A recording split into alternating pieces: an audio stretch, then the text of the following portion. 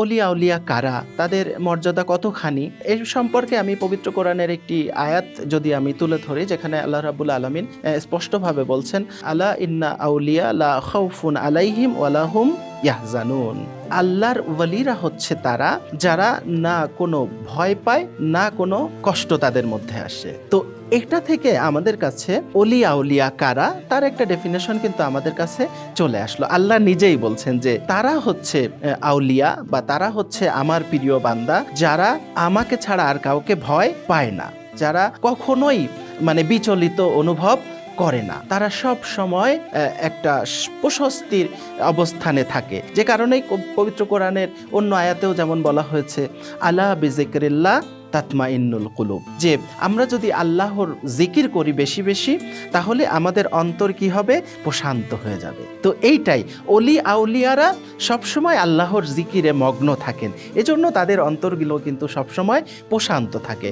তারা কখনোই বিচলিত হয় না, কোনো মুসিবতে তারা ভেঙে পড়ে না, তারা সবসময় শক্তিশালী অবস্থানে থাকে। এর নমুনা হিসেবে আমরা যদি দেখতে চাই, 61 হিজরিতে সৈয়দুস সোহাদা ইমামে হুসাইন আলাইহিস সালাম, জান্নাতের সর্দার, রসুলের দহিত্র মা ফাতেমার কলিজার টুকরা, উনি এই মুহূর্তে যেখানে ওনার মাত্র 72 জন সৈন্য একের পর এক শাহাদাত বরণ করেছে, এবং উনি একটু বিচলিত হননি, এবং রাবি যারা ছিল তারা বলছেন যে ইমাম হুসাইনের চেহারা সেই আশুরার সকাল থেকে সন্ধ্যা পর্যন্ত আরও বেশি উজ্জ্বল হয়েছে।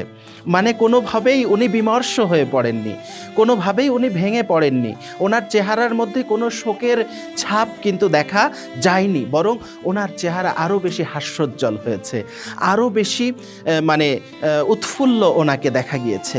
কারণ কি, উনি আল্লাহর জন্য করছেন, উনি আল্লাহর ওয়ালি। আলা ইন্না আউলিয়া আল্লাহ লা খাউফুন আলাইহিম ওয়ালা হুম ইয়াহজানুন।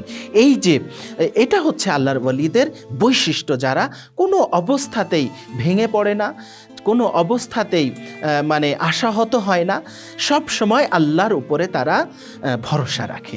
তো এখানে আল্লাহ নিজেই নিজের ওয়ালি যারা, তাদের পরিচয় দিচ্ছেন। এখন আল্লাহর ওয়ালি হতে গেলে অবশ্যই তাকে মুত্তাকি হতে হবে, পরহেজগার হতে হবে, তাই না? কারণ আমরা কোরআনের অন্য আয়াতেও দেখেছি যে ইন্নামা ইয়াখশাল্লাহু মিন ইবাদিহিল উলামা,